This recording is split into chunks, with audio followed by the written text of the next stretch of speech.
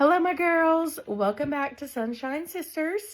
It's been a couple days, but we are back. We have been a little down, but we are picking ourselves up, and we have never stopped praying with the Lord to do so. And as always, He has prevailed, and we are moving along through the week. And so I hope you are feeling good and feeling sunshine in your soul. And we're going to build each other up some more and keep on trucking.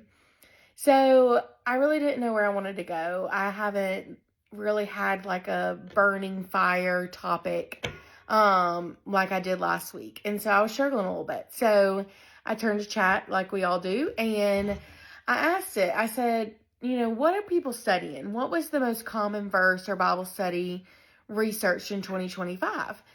And it said that Isaiah 41:10 was the most engaged with Bible verse in 2025. And it was actually the fourth time in the last 6 years that it had been the number one Bible verse.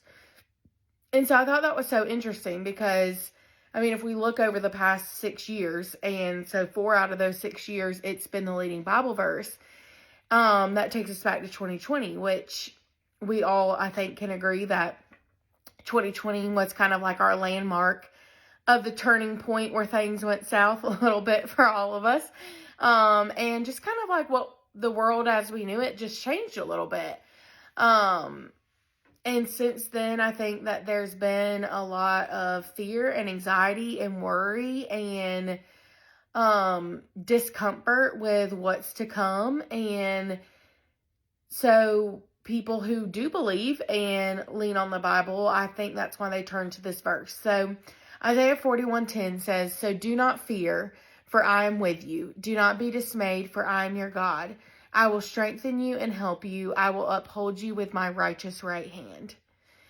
And that's a super comforting verse. I think all of us know, I don't need to fear because God is with me. But some days that's easier said than done. Even over the last couple of days when I've been struggling with my anxiety, I have been praying, God, please take this fear and anxiety and turn it into hope and faithfulness in you. And I just pray that over and over, turn this fear and anxiety into hope and faithfulness in you. And I know in my heart that God's got this and God's got a plan for me, and He woke me up today. So He's clearly not done with me. And so what is there to fear when we have God on our side, right? But we're human and we are sinners and we're not perfect. And so it's so easy for us to let these worldly things impact us on a daily basis because that's just who we were created to be, and it's going to. And God never said that it wasn't. But, with Him by our side, we know that we can make it through and be strong. So diving a little bit more into that, I just kind of looked up, tell me a little bit about the chapter of Isaiah. Because as y'all know, I'm on this journey, and through this journey, I am trying to learn and become more educated on the Bible because I am in no way a master of it. And so it said Isaiah is obviously written by Isaiah, and he is speaking to Judah in the city of Jerusalem during a time of political fear and spiritual decline, which I think is so ironic that over these last 6 years, this has been a prevalent Bible verse. And this was written talking to people during a time of political fear and spiritual decline, because I feel like we can all kind of agree that those two things are common themes and big reasons why we have fear and anxiety and, doubt in what is to come in the future.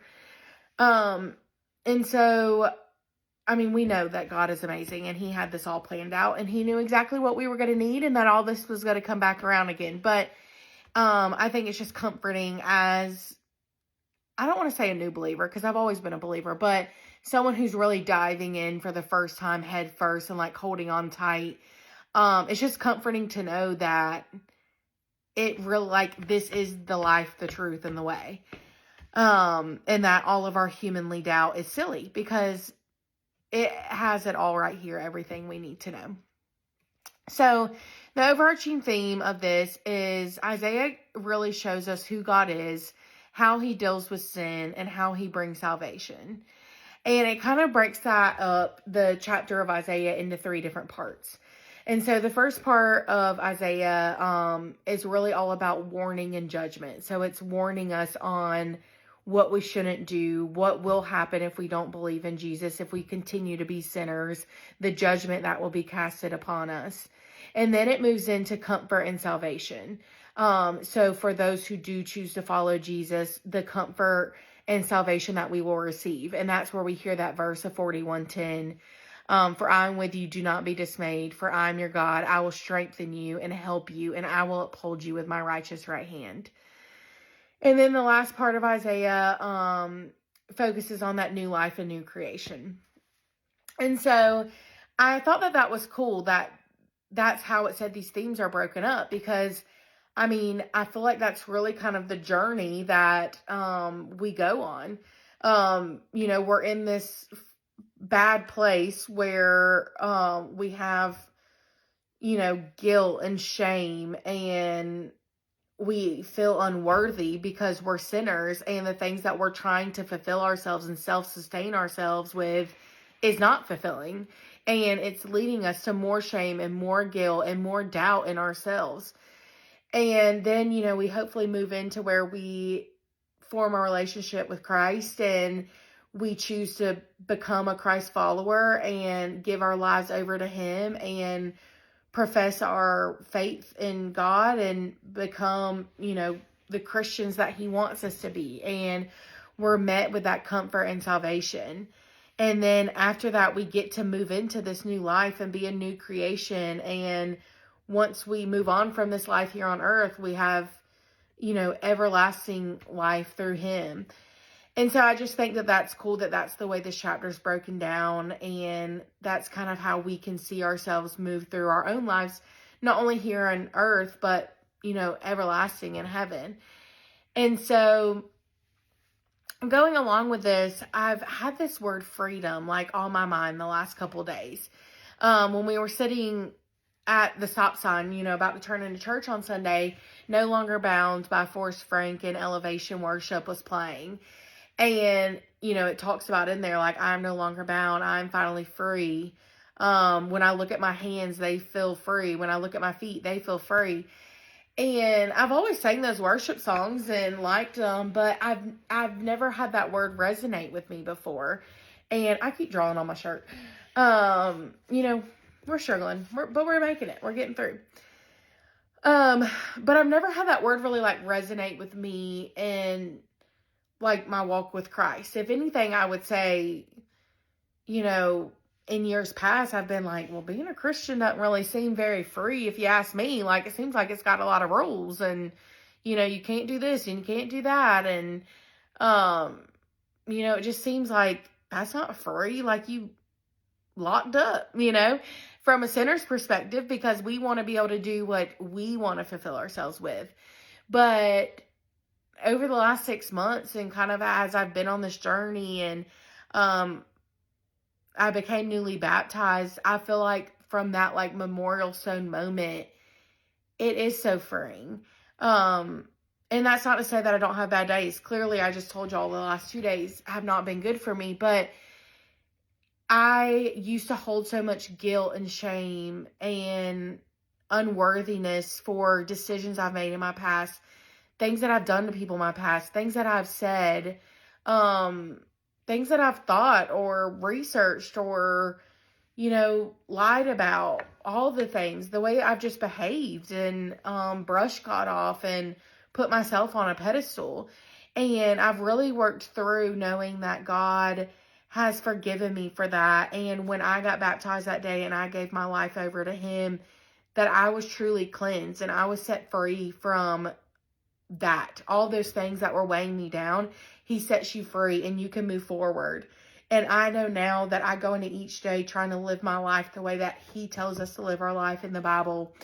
And I can do that freely, knowing that it doesn't matter what other people think. It doesn't matter if I feel like I'm doing what someone thinks I should be doing and showing this wonderful life on Instagram or Facebook or whatever it is, and, taking the trips and the vacations or buying the house or driving the car or moving that new step up in my career or have a worthy enough relationship or whatever it is. Because I know that God chose me and that He thinks that we're worthy. And in that creates freedom. Because when you live like that and you have a relationship with God and you know that you're living the way He wants you to live, it frees you from that shame and guilt.